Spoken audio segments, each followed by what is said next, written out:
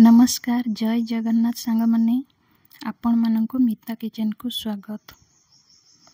मु आज एमती गोटे रेसिपी नहीं आसी जो थे आम या सैंडविच या पाव भाजी दुईटार स्वाद आम पाइपर। चलतु स्टार्ट करिबा एही रेसिपीटी। एही रेसिपीटी आम गोटे कप सुजी एवं आधा कप दही देवा एवं यह भल भाव गुलैबा। एथिरे आवश्यक पड़िले अल्प पानी देवा एवं यह गुलै नवा। आपको गुलै मु कभर करी 10 मिनिट रेस्ट पाई छाड़ी दउची एवं 10 मिनिट परे देखंतु सुजी हमर भल भाव फुली जाइची एवं सबु पानी ऑब्जर्व करी नहींची। तो ये आवश्यक पड़े अल्प पानी दे आपको गोले नवा। मुझे हेल्दी बनवाई चाहिए तो ये किछि कटा कैप्सिकम बंधाकोबी एवं गाजर नहीं गोटे मीडियम साइज रो पियाज को लंबा लंबा करी काटी नहीं किछि कंचा लंका छोट छोट करी काटी नहीं एवं अल्प किछि धनिया पत्र मध्य देइछि। ये सबु दे भल भाव गुलै नवा। स्वाद अनुसार ये लुण देवा आधा चामच लंका पाउडर एवं गोटे चामच पाव भाजी मसला दौची। पाव भाजी मसला को आपण माने स्किप करिवे नहीं। ये सबु दे भल भाव गुलाई नवा। आपण माने आकु पिला मानक पई बनाउथिले कंचा लंका को स्किप करी देबे।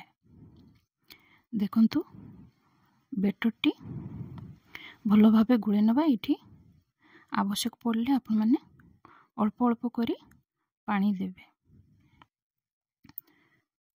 बेटरटी भल भाव गुळै सारला परे देखंतु बेटरटी आमर एही भली भाव रे रहिबा दरकार। तो मु याकू हेल्दी वे रे बनाउची तेणु मु एठी अटार ब्रेड नहींची। तो मु एठी ब्रेड ऊपर टमाटो केचप किछि देली आकू भल भाव स्प्रेड करी नेउची। आकू चटपटा स्वाद आनिबा पई मिठी अल्प अल्प सजवान चटनी नहींची ताकू मध्य यहाँ पर स्प्रेड कर नेबी। आउ ब्रेड रो ऊपर साइड रे हमें जो बेटरटी बनै रखी दिले ताकू भल भाव लगाई नवा। आपण मानकु अनुरोध मोर ये रेसिपीटी भल लागिले प्लीज लाइक करिवे सब्सक्राइब करिवे कमेंट करिवे। आ भल न लागिले मध्य आपण कमेंट माध्यम रे मते जणाई परिवे। मु पैन रे गोटे चामच बटर दे देली एवं बटर टी मेल्ट हो गला पर मु या ऊपर ब्रेड टी को दे देली। आपण बटर जगह रे एठी घियो मध्य देई परिवे। ब्रेड रो ऊपर साइड रे मु अल्प केचप लगे नेली। या ऊपर हमरो सुजी रो बेटर टी मध्य दे दबा एवं सावधान रे याको उल्टेबा। देखंतु दुई पट एपट सेपट करी उल्टे भल भाव करी नवा। सेंकी हो गला परे आपण माने एको किछि चटनी या एमिति खाली मध्य खाई परिबे। पिला मानकर लंच बॉक्स रे मध्य याको देई परिबे। वीडियोटी भल लागिले लाइक करिवे सब्सक्राइब करिवे।